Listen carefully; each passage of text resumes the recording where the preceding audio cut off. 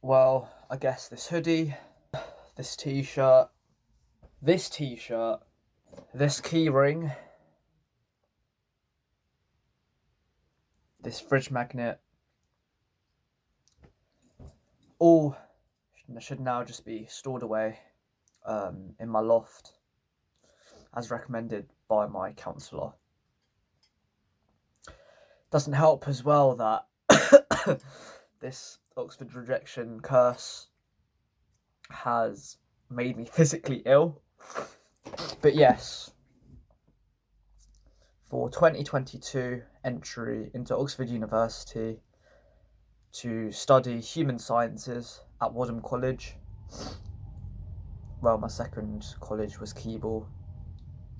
I've officially been rejected after all the hard work and dedication and sacrifices I've had to put in across the last 3 years.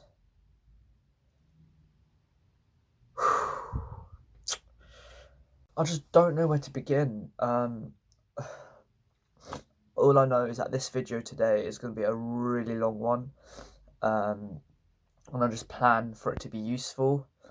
I guess it's quite useful for me in a selfish sense. I just want to let all my thoughts out, and this video allows me to express everything throughout the whole process, just to let it all out, you know.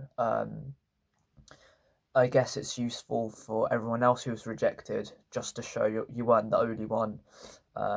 Online, it's all full of all these acceptances, and in fact, a lot more people got rejected than accepted. So this video is for you guys. I guess it's for everyone who's just gone through the painful admissions process by Oxford and Cambridge. To be honest, it's quite similar. It's just for everyone just to reflect on this. And I guess this is for future applicants, those who are applying to 2023 entry, 2024 entry, and so on. As someone who's just gone through the process and got rejected, I guess is a brutally honest opinion of what's happened and how I feel after dedicating so much, and in my eyes right now, feeling like it's gone to nothing. What a video this is going to be. Well, yeah. If you've just come here to hear the outcome of my application, I have been rejected. If not, get ready because I've got a lot to say. Oh, forgot to take down a sticker. Yeah, so I've got so many things just to let out. I don't know where to start. I just feel so lost. This video is going to be a really unstructured one.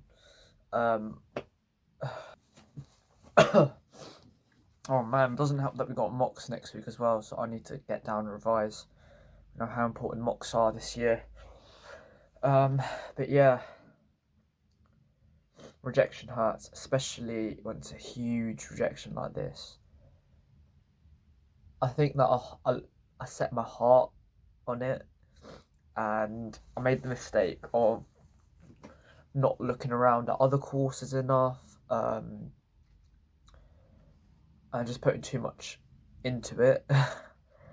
I think that I'm so lost right now, as in on my UCAS form, Oxford for Human Sciences was the one I wanted to do, and now I don't know what I want to do with my other 4 options.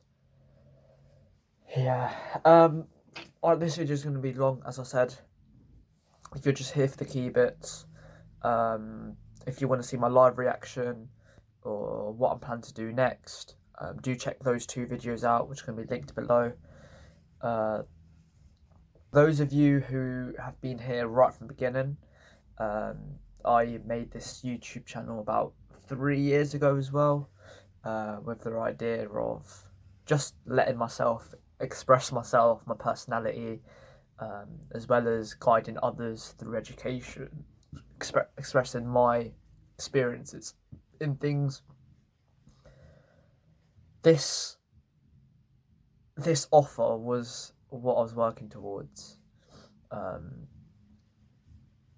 Yeah, as in the main reason I took part in loads of stuff was so that I can make the best application I can and get into the best university in the world.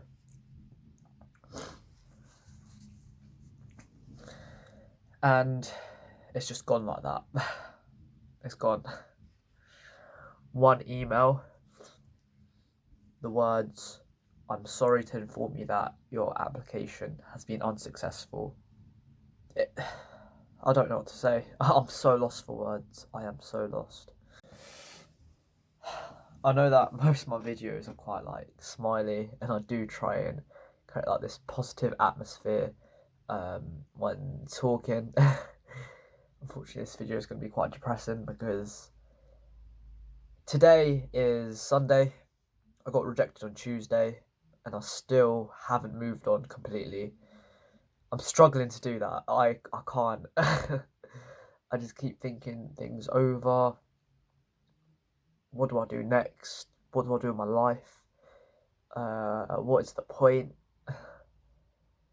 And I'm just completely clueless what I want to do next. But I have tried being realistic and logical for my next steps, and I have made a video about that. And because this video is going to be so long, I'm going to express all of that in another video. Some context about me. So I attend a state school, and I've stayed there for all of my GCSEs, right from year 7, and I'm there for A levels as well now. And it's quite a low performing school, with a low progression rate to university, in a quite low polar quintile, and it's considered quite disadvantaged in a poor area, as well as my ethnic background, it being considered a low intake into Oxford. It has its own section on the admissions report every year because of how low progression rates are. We're a Bangladeshi and Pakistani origin section. As well as that, I worked so hard from GCSEs. You can imagine the amount of switches we had in our education, things like COVID and the lockdowns, as well as the huge rates of teacher turnover, the amount of times we had a change in leaders, a change in teachers. You can imagine getting used to a new teacher in a course can be quite difficult. Even with all of that going on, I would say that I put all my effort into my GCSEs, in my mocks actually, because we didn't get to choose GCSEs. And I worked for the grades with the idea of, in the future, applying to Oxford University and getting in, proving all the haters wrong, and really just being an inspiration to other people, and showing that anything is possible. I think that was the whole theme of my YouTube channel, mainly just to inspire others, just show that it's all okay. I know I'm quite a small YouTuber, and that's okay. I just want to be the likes of people like Jack Edwards and Unjaded Jade, who also got rejected from Oxford and went to other amazing universities, and are still doing amazing now, keeping up to all their stuff on their YouTube. And they're inspirational, definitely. But the problem I find is that because, individual differences, I can't identify with that. I don't see it like that. And I really don't want to take a gap year, for many reasons, which I'll explain later. Yeah, rejection really does hurt. I mean, on the day when the rejection was all raw, I did my sister did actually record my live reaction, hoping it was going to be a good reaction. So if you want to see me cry, please go and check that video out, I guess. Yeah, I just think that moving forward, I need to move on. I will move on. It's just I don't know when. So I'm hoping making this video help with actually applying. All my teachers knew from ages ago that I was going to apply to Oxford, and they had really high ambitions. As well as that, I do have a study account on Instagram, link in description. Loads of study grammars from Instagram got to know me, and claiming things like I've got a high chance of success. I've got a drive of an Oxbridge student. I think like an Oxbridge student. All these compliments were in a way boosting my willingness to apply, my enthusiasm for such a unique and amazing course like human sciences. And it's hard. After all that faith put into me and the efforts from my teachers, socially, I just feel like I haven't met the expectations of the person I should be. I mean, even things like being head boy in our school, I should be a role model, and I failed to be one and inspire the kids in our school.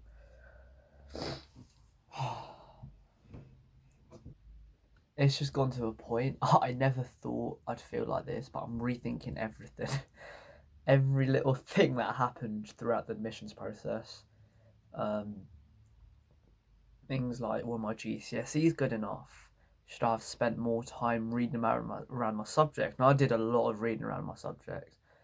Did I say something wrong in the interview? Did I not feel okay on the interview? Should I have done better on my admissions test? Should I have prepared more? Did I waste other people's time? Could I have spent that time doing other things? I'm so, my brain's all over the place right now. Yeah. Anyway, back on topic. School's gone through loads of disruptions. Actually submitting my UCAS application, it was on the day that was the deadline to apply to Oxbridge and medicine courses and dentistry, etc. I submitted my application about 4 o'clock, even though I was ready by the end of the summer holidays. I had my personal statements, that everything ready. It's just my teacher was quite slow in processing everything and putting in my references and my predicted grades, because my predicted grades, trying to get those in, was a massive mess as well. If you've been here throughout the journey, the stress I faced while applying for my UCAS, my school were going to underpredict me, which meant an instant rejection, which I didn't believe was fair. All the details of that in another video on my channel if you want to check that out. But in the end, on the day it was submitted, the amount of pressure and stress I went through to get my predicted grades of A star, AAA, I did enough. Yeah, so that went through. That was okay.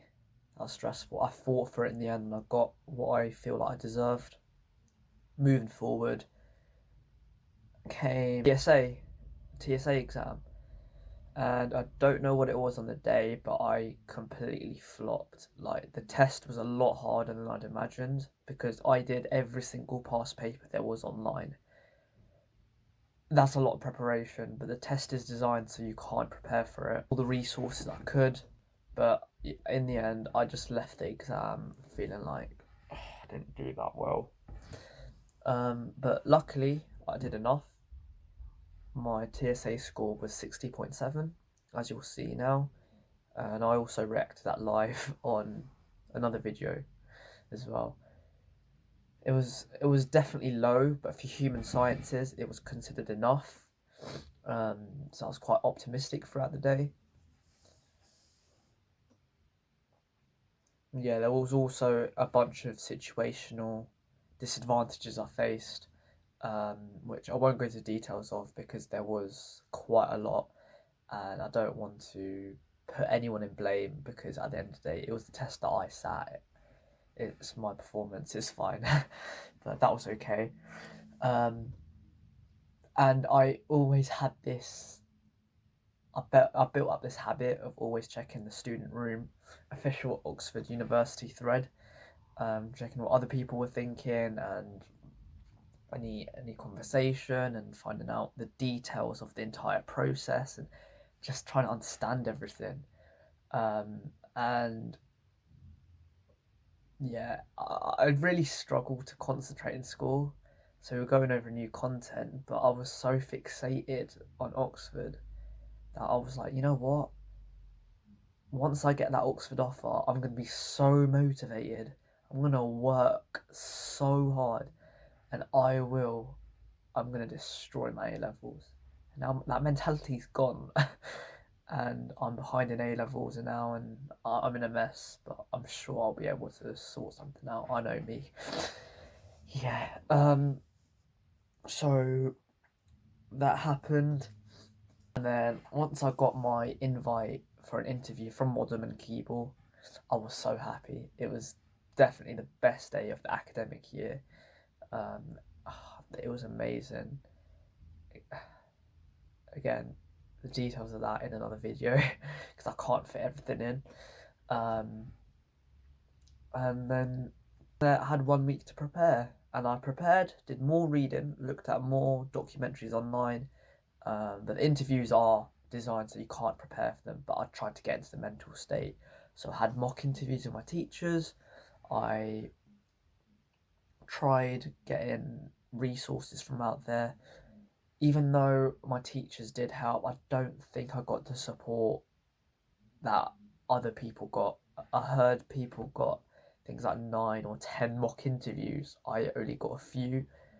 I only got 3 like proper mock interviews, I think, and also throughout my whole application for all these access schemes that I applied to and support outside of school, none of those were recommended to me. I had to go out there and find an external source myself, Googling online, searching around online, and applied and signed up to things because I put in the effort to.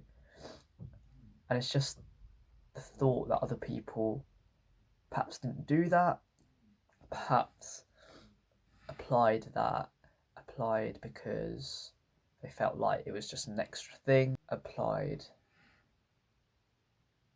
because they naturally had it. That, in a way, naturally just makes me a bit upset. But at the end of the day, Oxford's admissions process is really good. They obviously do try and pick out the best applicants, and who knows, they might have ticked a few extra boxes which they were looking for in the interviews, and that's fine. That's fine. I think you completely deserve it. It's been a roller coaster for all of us, and yeah, it's all good. But the interviews came along. My first one from Wadham was around about 3 o'clock on a school day. I took that school day off from permission of my head teacher and did it at home because it was all online interviews. And I don't know what it was.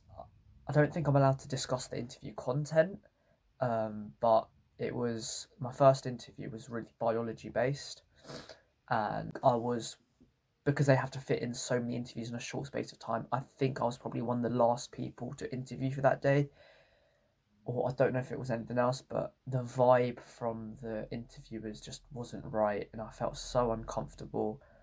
I I did not feel relaxed at all from my nervousness and my stress. Um, and let's just say the way that interview went didn't replicate how my mock ones or how my practice interviews went or how I naturally talk or naturally think out loud.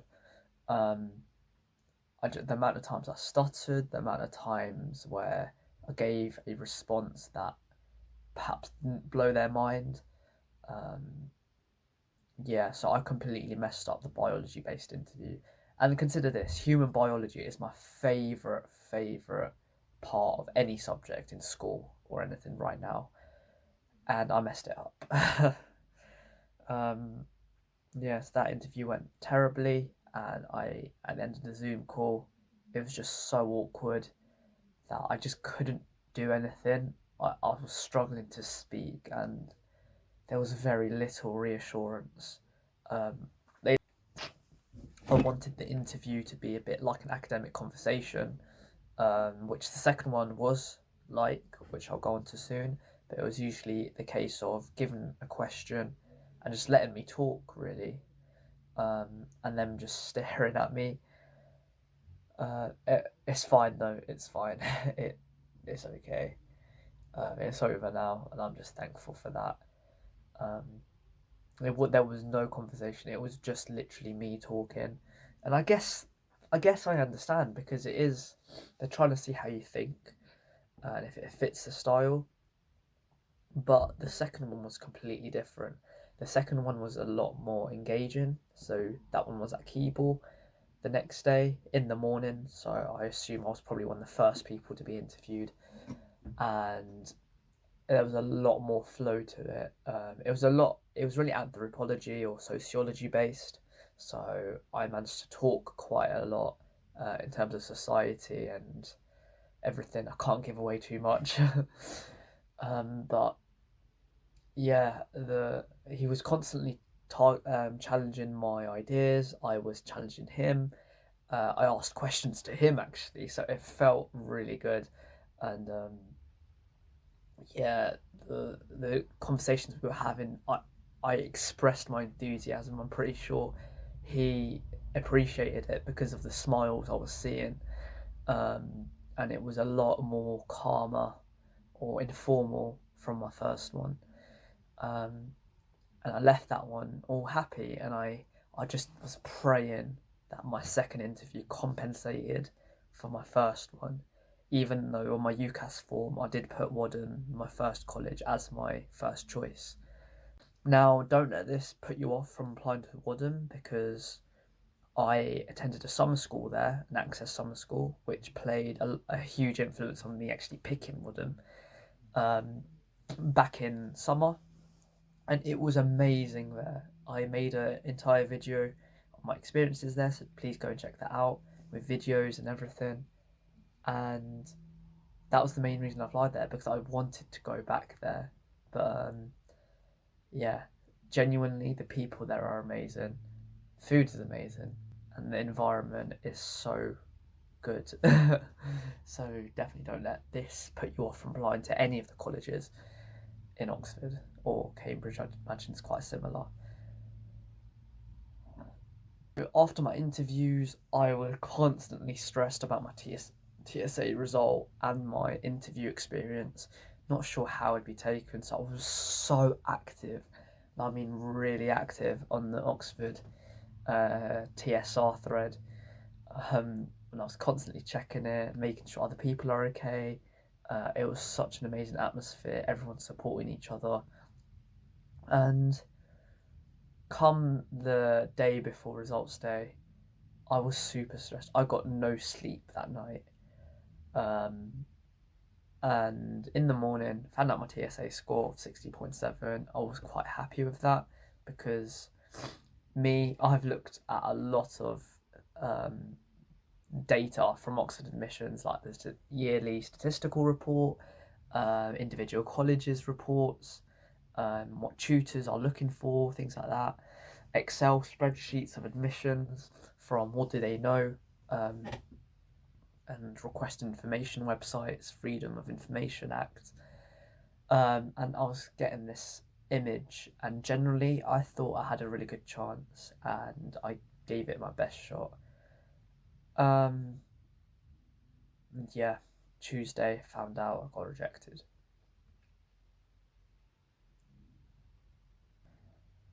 It's over. I mean, at the moment, I think I'm struggling to look at the positives. As in, it was so hard to tell my teachers I got rejected, and the amount of people who knew, because I was on the school Twitter, I was on the school newsletter, because it's such a rare occurrence in my school, in my community. I was everywhere, so the day I got rejected and the days that followed that, I was constantly asked if I got an update, and I couldn't talk. And towards the end of the day, the amount of people I told I got rejected, it hurt. I just broke down. I couldn't do anything. When I had a session with the school counsellor, and she was amazing. She is so amazing. But yeah, after that one session, I've got an update session with her next week, but she recommended I put away all this Oxford merch. I guess today is going to be the last day and video where I actually wear this stuff.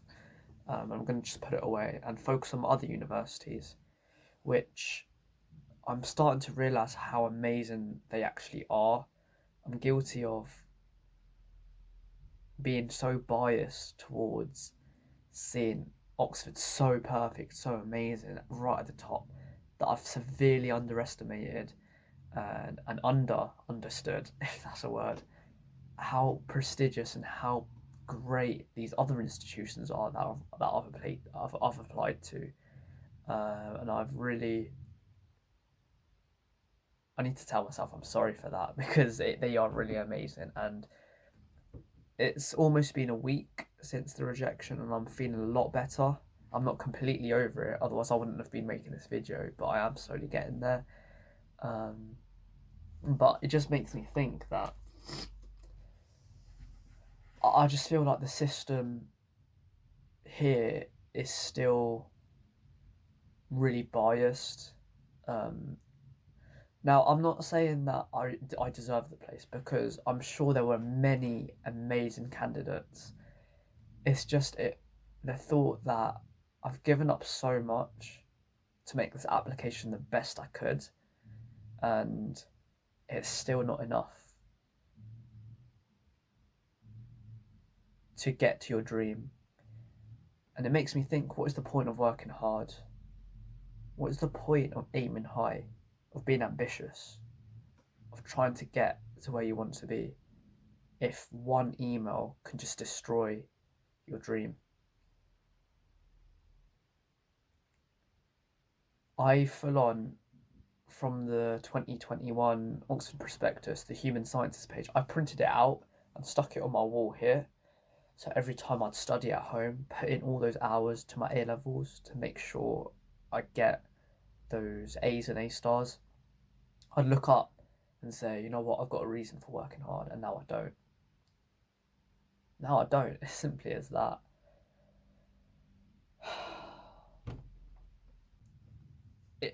Forgetting me for a second, everyone should be proud. Everyone's worked so hard, and in fact, everyone who applies there deserves a place, but they just physically can't. I think we have to be realistic, because they get so many applications, and amazing applications, that it's so painful for them to reject people.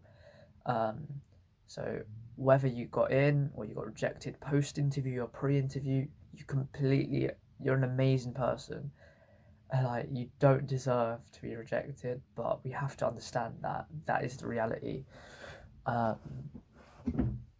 Yeah, they just can't cater for everybody, so they have to be brutal and reject people as well. Yeah, it's just looking at the positives out of this experience. Like, it's hard to understand now, but Oxford isn't everything. And even though I do still have the chance to apply to Oxford and Cambridge for my masters, for example, for my PhD, if I go that far, that's the thing. What if I don't go that far? This life goal is always going to be me. I'm going to try again, but a gap year, I won't take a gap year, unfortunately. I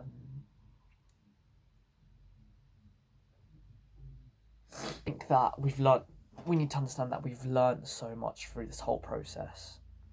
To actually have 2 interviews at the best university in the world, arguably, obviously different sources say different things, that in itself is an achievement. It really is. It really is. Um, to hold an academic debate and fight for your opinion, actually show your voice to Oxford professors and tutors in that interview, that in itself is a privilege. But at the moment, obviously, it doesn't feel like that.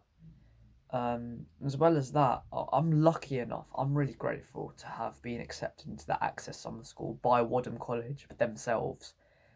And I was invited there for a week, and I met some amazing people who were also applying. Special shout out to Zoe, you've been amazing. um, she, even after the summer school, she's been an amazing friend, always helping me out. I'm always trying to help her out, and she's been really special. Happy birthday to you, by the way, if you see this today. Um, it's hard. It's hard to come to reality and just see all of it gone.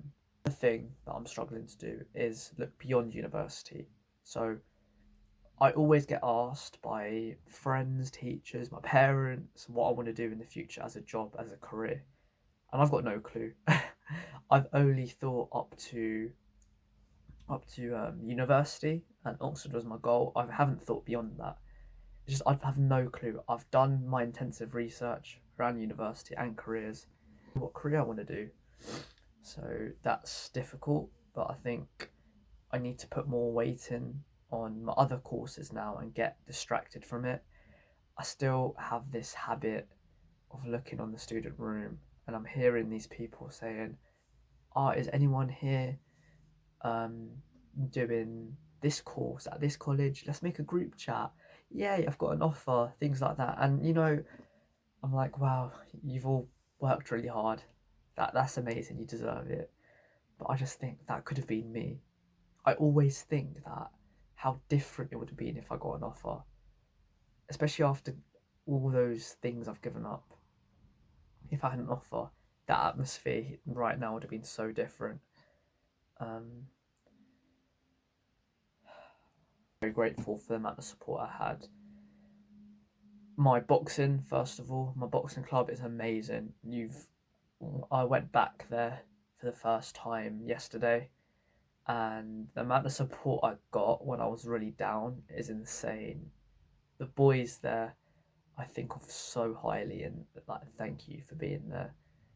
Secondly, my teachers, obviously they were upset I didn't get in, but they were so optimistic about my future, and so lucky to have such an amazing to be part of such an amazing school. Next, my friends, they completely all my entire sixth form actually, because we are quite a small group. Our school puts more emphasis on the GCSEs, and in a ways the A level students get left out. But our sixth form is a really small community, making up about 30 people.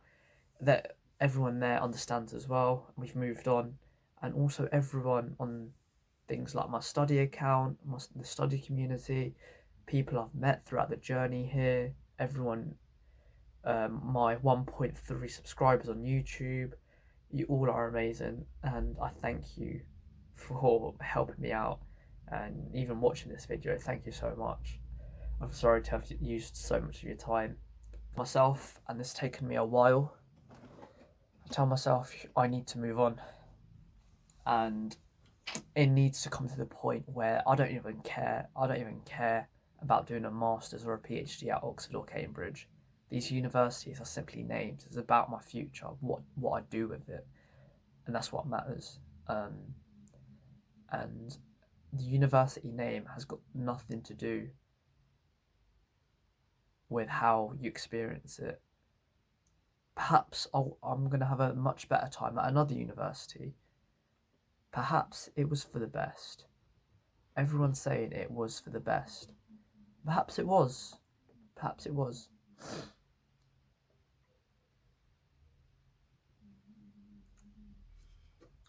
But this human sciences course at Oxford was perfect. And in reality, even though this seems really selfish to say, I do think they have just missed out on an amazing candidate here. Sorry, I'm just saying that to make myself feel better. And the right mindset we all need to have is that show them wrong. The offers they were giving out were 3As. Let me go and get those 3A stars and show them I did deserve it. And let me continue to completely outperform my circumstances. But at the moment, I don't feel that, but I will. I know myself. I will put myself up. I will. And again, please do check out all my live reactions to everything, my TSA results, my interview invite, and the final rejection, obviously, down below. Now, I want to move on from this experience, but I'm going to make a few videos in the future about this. So I plan to make a video on my TSA results and how I prepared for my TSA score. Because when I was first doing my test, I was really consistently getting a score about 50. And I mean, I finished the real test with a score of 60.7. So about 10 points jump. And I'm going to be making a video about how I prepared for that. My UCAS personal statement, I do think I put a lot of effort into that, especially during the summer. I made about 11 drafts, and I do think it was perfect in terms of what human sciences needed. I'll be making a video based on that in the future once this UCAS cycle is complete, just to avoid things like plagiarism. I'm sure you'll understand. And today also I plan to make a video on what I plan to do next. But except from that, sorry for this video being so long, but thank you so much for watching. I really appreciate it.